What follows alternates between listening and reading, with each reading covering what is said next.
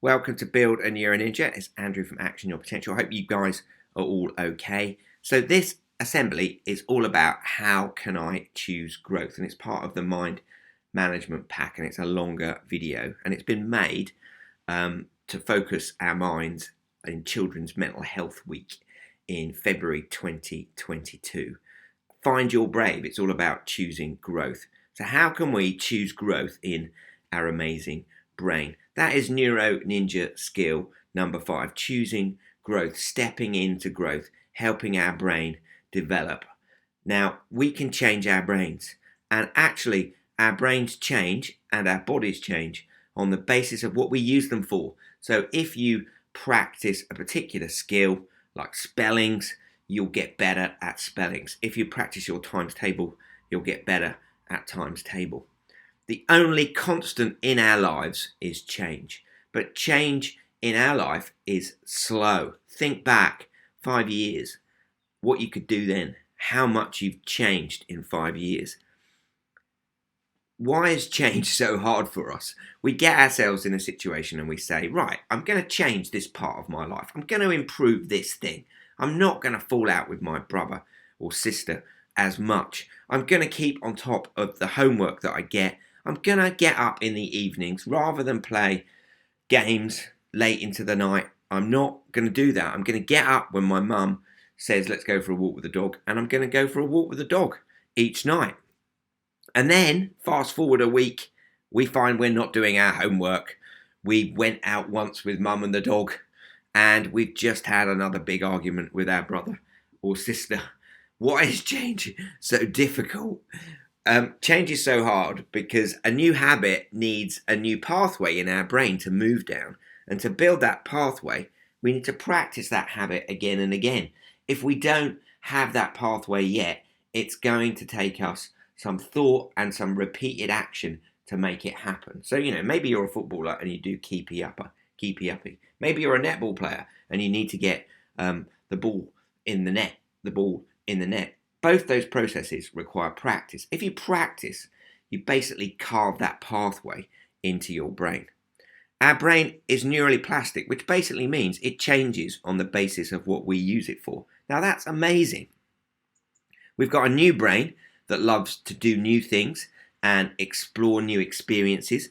And we've got an old brain that is a little bit grumpy and tries to avoid new things. The old brain is the one that looks out at that new party that's happening or that new experience, maybe the year 6 camp, maybe that day trip to a museum, and says, nah, that's a bit scary. I don't want to do that. The new brain is the one that says, yeah, that's brilliant. So what happens when change comes into our life is our brain can fall into an argument with itself. Different circuits have different opinions and get into an argument, which is upsetting. So we've got emotional safety circuits that want to keep us safe and basically say no to new experiences. And we've got learning circuits, and these want to find out new things and improve and grow. Our brain is like the House of Commons. It's noisy across the brain as circuits argue with each other. And when change happens, it causes different circuits to respond in different ways. And you feel that. You hear it in your head, don't you? You hear your brain arguing with itself about a change. I want to do that new thing. I want to go on that year 6 camp. I want to go on the museum trip, but I'm a bit worried about it because it's new. When we face change, all these circuits can take a different view, and that can take up space in our noisy brain. So how can we choose to change? Well, we need to think about change a little bit differently. We change every day of our lives. Every time we learn something, we change our brain. So we're always changing. Think about how you've changed in the last 6 months. What can you do now that you couldn't do at the start of the school year, for example?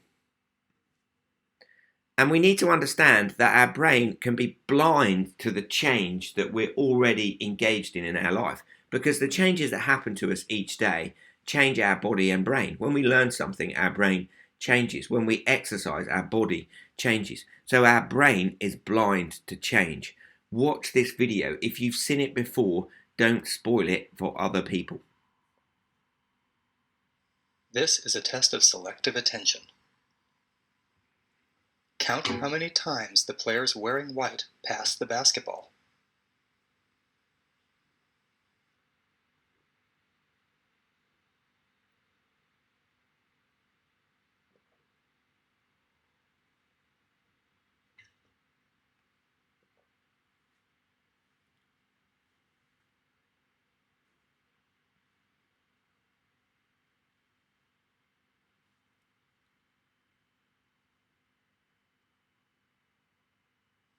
How many passes did you count?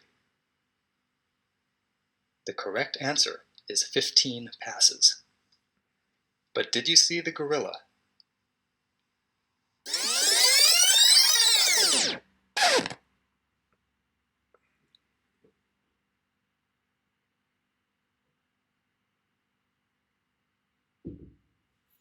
So what we saw there is that our brain is blind to change until our attention is drawn to it.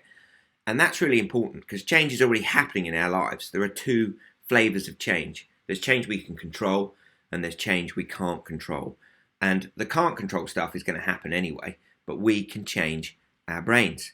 So if we can change our brains, if we are focused on a particular change, we can make it happen by engaging in little practice that makes it improve. So if you're a goalkeeper and you and your brother are practicing and your brother's trying to get the ball past you and you're practicing your skills, you're going to improve at that process.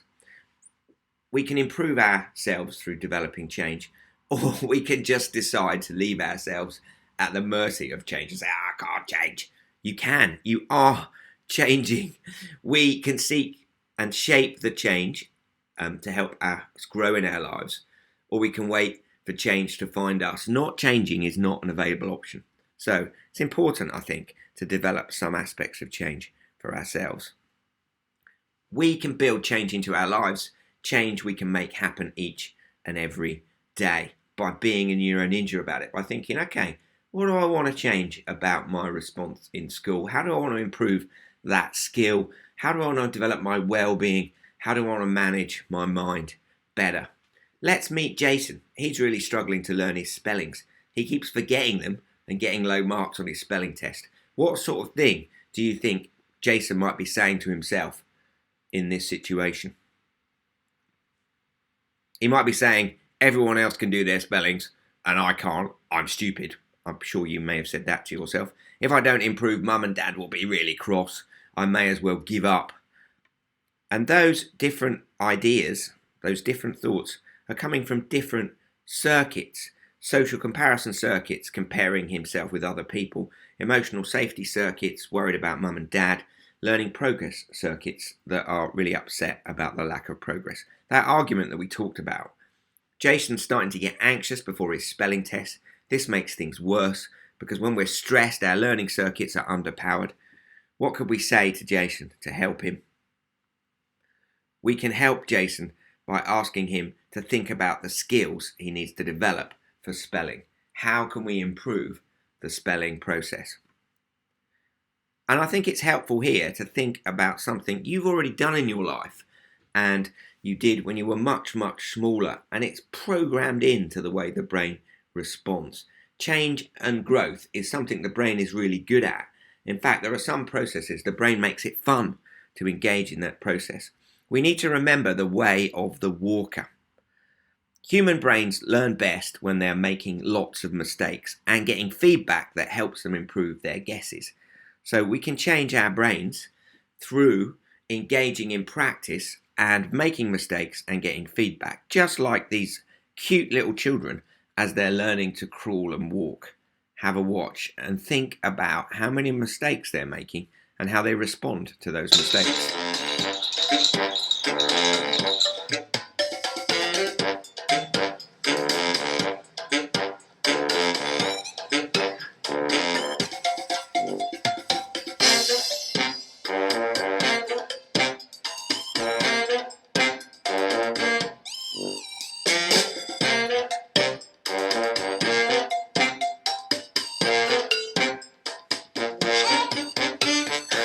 Hi, Pete.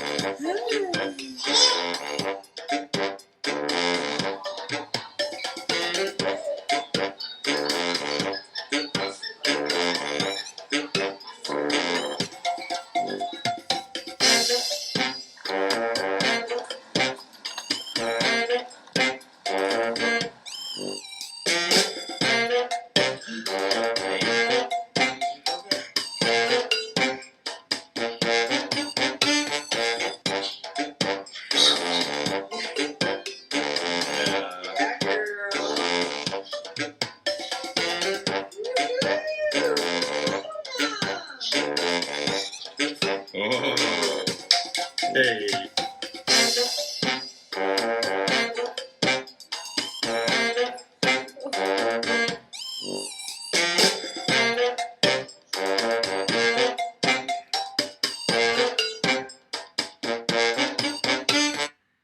So isn't that brilliant? Think about it. You learnt to walk by controlling your falling. Every mistake your brain made in terms of balance taught it something about how to stand upright. And that's the best way to approach change. So to change, we need to think about our goals. A near goal is something we're doing this week to change ourselves. A mid goal is what we'd like it to look like in a month's time. And a far goal is what it might be like in 6 months' time.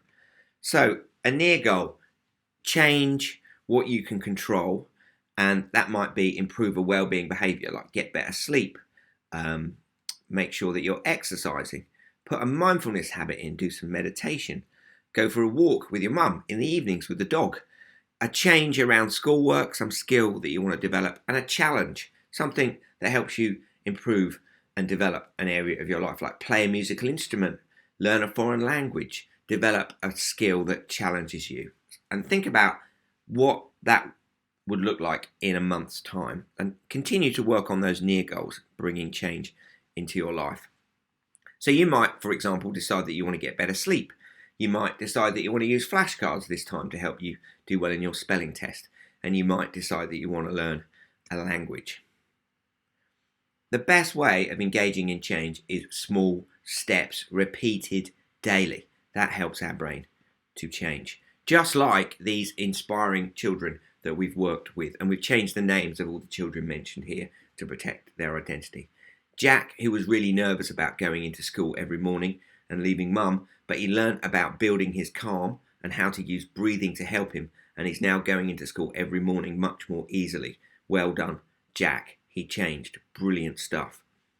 Charlie, who was struggling with his times table and learnt how to use flashcards to remember them easily, and is now acing his times table tests. Well done, Charlie, that's brilliant. Hannah, who found it really hard to concentrate, so we used reading every day to improve her concentration, and now she's moved on to chapter books. Brilliant, well done, Hannah.